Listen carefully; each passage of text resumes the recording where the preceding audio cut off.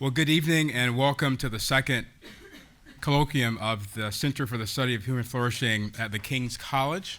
My name is Anthony Bradley. I'm the chair of Religious and Theological Studies and Associate Professor of Religious Studies and Director of the Center for the Study of Human Flourishing at the King's College in New York's Financial District.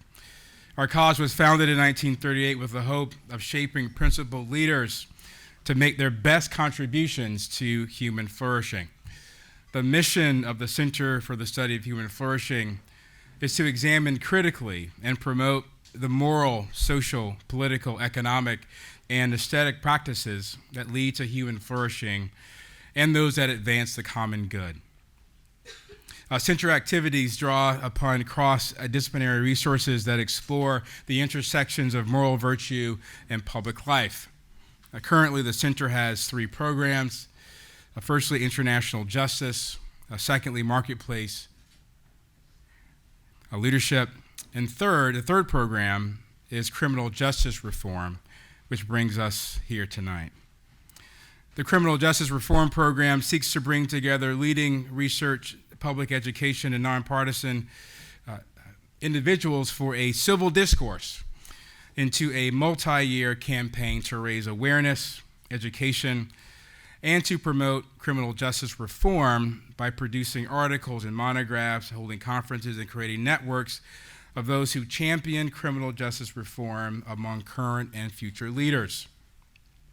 Over-incarceration of adults and juveniles in America undermines the well-being and flourishing of families, community, civic life, and the economy, rendering many incapable of contributing to the common good. With over 2.5 million Americans behind bars, the criminal justice system is the largest it has been in American history. For juveniles, America now criminalizes adolescent misbehavior in schools and public spaces.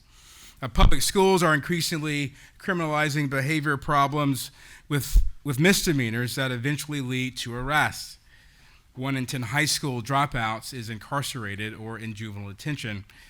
For African Americans, that number is 1 in 4. Sadly, children who do not finish high school are 3.5 more times likely to be arrested as adults. Overcriminalization leads to mass incarceration.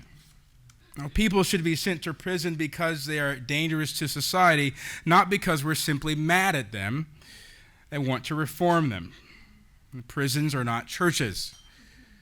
Without this preventative moral formation, we set up the disadvantage for a lifetime, sometimes generations, of government control in the criminal justice system. This program seeks to develop and promote civil society institutions that provide more effective long-term strategies that advance human flourishing and promote human freedom. With the 2010 publication, The New Jim Crow, subtitled Mass Incarceration in the Age of Colorblindness by former Ohio State University professor Michelle Alexander, the conversation about America's exploding prison population singularly began to be focused on the intersection of race, poverty, and the war on drugs. On September 12, 2016, the Reverend Dr. Serene Jones, president of Union Theological Seminary, announced that Michelle Alexander resigned her law faculty appointment to join Union Theological Seminary in New York as a visiting professor from 2016 to 2021. Alexander is leaving the field of law altogether. She recognizes in her explanation that law and policy alone cannot solve the problems that beset our culture today. Now, according to Alexander's narrative, the drug war disproportionately targets blacks in lower income communities and as a means of social control via the criminal justice system singularly and similarly to the way Jim Crow controlled blacks in the early 20th century. The one problem with mass incarceration as a Jim Crow thesis is that it doesn't necessarily fit the empirical data.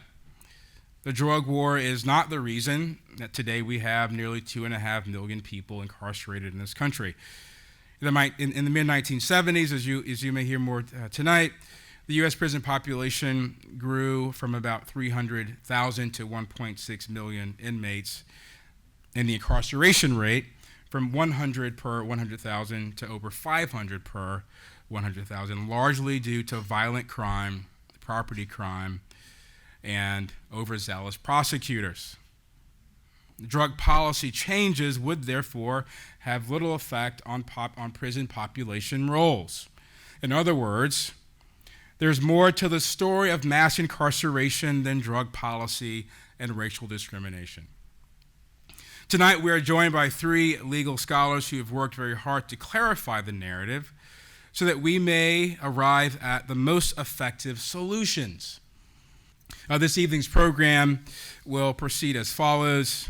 Each of our presenters will